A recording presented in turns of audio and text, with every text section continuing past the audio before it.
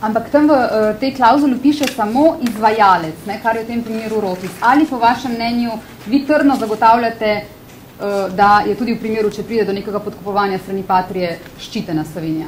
Poglejte, pravo ni filozofija, pravo je dokaj egzaktno in zelo egzaktno smo zapisali. Sam sem pravni strokovnjak, bil sem državni sekretar na Ministrstvu za pravosodje. Upam, da mi priznavate, da imam verjetno več pojma kot kakšen človek, ki se ukvarja zgolj s filozofijo. Lahko preberem ta člen, pa mislim, da nima smisla, ker natančno piše, kaj in kako.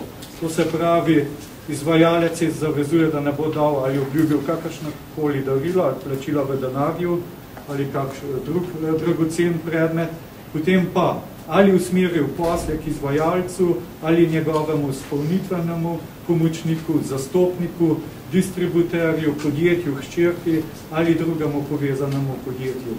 In če meni ne verjamete, predlagam, da vprašate pač doktorja Pirnata, ki je prav gotovo strokovnjak z pravnega področja in vam bo enako povedal. Žalosti me pa to, da se dvomi v vse, karkoli je minister za obrambo storil. Že 3 leta sem ves čas tarča napadov in še nobena navedba se ni izkazala za resnično. V nobenem postopku se ni tisto, kar se mi očita, ni izkazalo in ne vem, čemu to služi. Po moje dejansko služi predvolilnemu boju.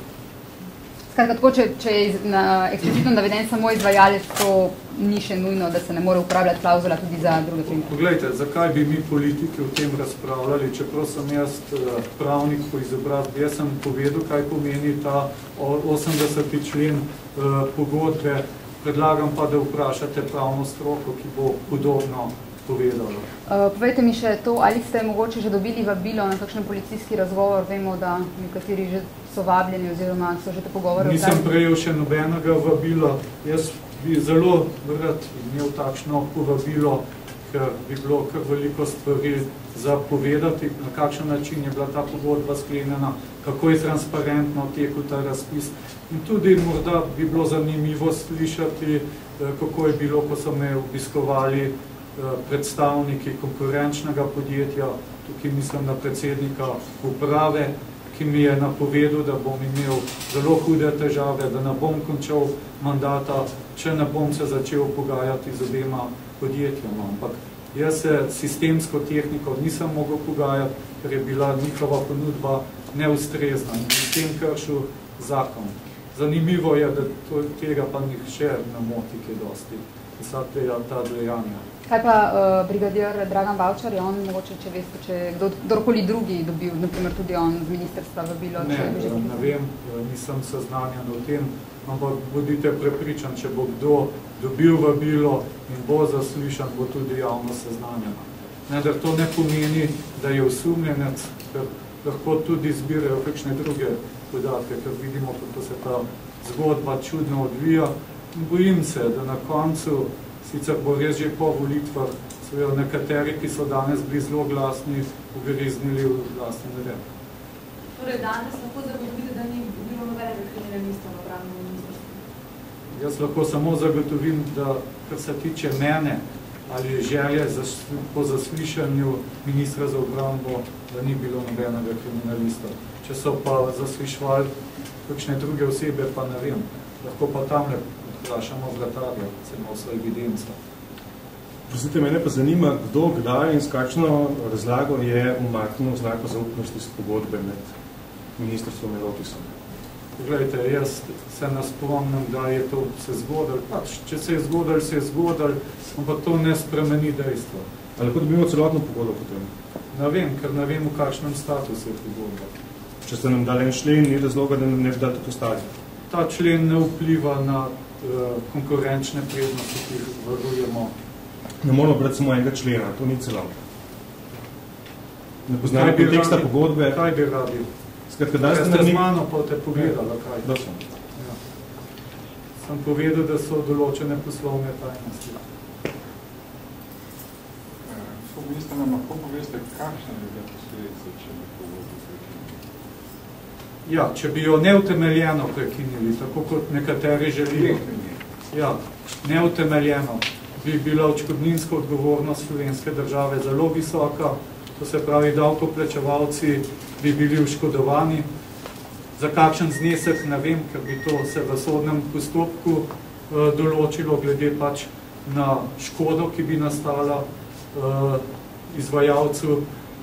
Če bi jo pa utemeljeno, pa pomeni, da bi moral izvajalec tudi poravnati vso škodo, ki bi jo utrpelo Ministrstvo za obrambo. Ta škoda bi bila pa precejšna, sicer je zopet odvisno, kako bi sodišče razsojalo to škodo, ampak mi bi na vsak način tudi uveljavili škodo, ki bi nastala zaradi tega, ker ne bi izpolnjevali obveznosti do mednarodnih organizacij. Ker vozila oklepniki 8x8 imamo v programu zato, ker se je ta država leta 2004, to se pravi še pod prejšnjo oblastjo, zavezala, da bo nabavila 135 oklepnikov, zgradila potrebne bataljone in izpolnjevala obveznosti, ki jih moramo zlasti v misijah. Minister, kako je pa gospod Golobič lahko prišel do tega podatka, da z ministrstvo uhajajo informacije?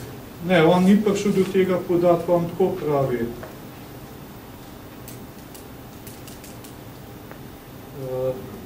Ni pojasno, ampak čakajte, vse kle piše. Po informacijah, s katerimi razpolaga in so po besedah Golobiča preverljive, pa se je protikorupcijska klauzula nanaša izključno na izvajalca in v ničemer ne zavezuje, odvezuje, preprečuje, da ne bi podkupnine komorkoli dalo podjetje Patria. To se pravi, po informacijah, s katerimi razpolaga, jaz ne vem, kdo mu daje te informacije. Možno, da je bil z ministrstva? Ne vem, vse to niti ni pomembno. Novo je to, da en predsednik politične stranke dobi neke informacije, naredi tiskovno konferenco in kar pove, da pač protikorupcijska klauzula velja samo za Rotis, da protikorupcijska klauzula je bila namenoma tako zapisana strani tistih, ki so prejemali domnevno podkupnine. To so nove stvari. Je Patria podizvajalca Rotisa? Ja, Patria je... Rotis je zastopnik Patria. Rotis je zastopnik v Sloveniji za Patrio. Podizvajalci so pa potem še Gorenje in še kakšna podjetja. In za vse velja ta protikorupcijska klauzula. Skratka, če je Patria podkupovala, ne glede na to, da je Rotis izvajalec in podpisnik pogodbe, bomo lahko pogodbo prekinili. Seveda, pa tudi ne samo če Patria, tudi če kakšno drugo podjetje, ki sodeluje v tem poslu. Prve oklepnike ne bi dobili že ta mesec. Ne. Če se izkaže res, da je prišlo do koruptivnih dejanj v samem postopku, ali kaj to pomeni, da bi vrnili te oklepnike, na katere smo se bo počasi naši vojaki privajali s časom in naprej? Poglejte, najprej mora biti kakšen postopek pravnomočen končan, mora biti pravnomočna sodna odločba in potem se avtomatično uveljavlja protikorupcijska klauzula.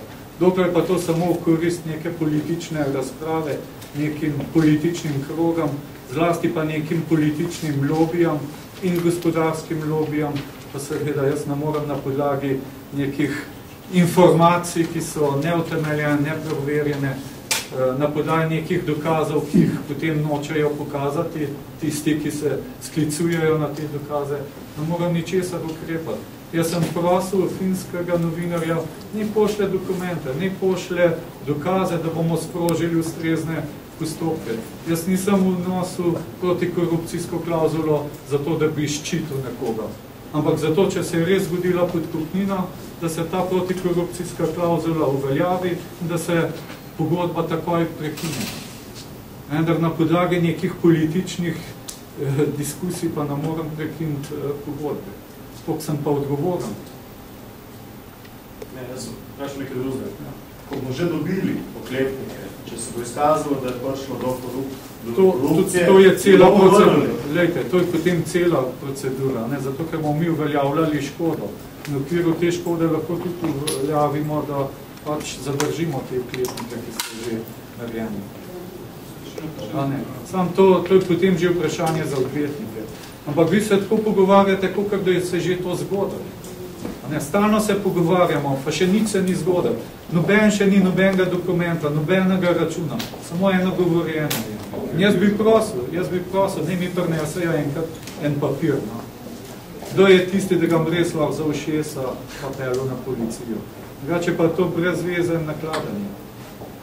Prosite, kako komentirate v bistvu kriminalistov v svoji poslanski skupini? To težko komentiram, ker kot politik, če bi komentiral delo policije, bi rekli, da se vtikam v njihovo dejavnost.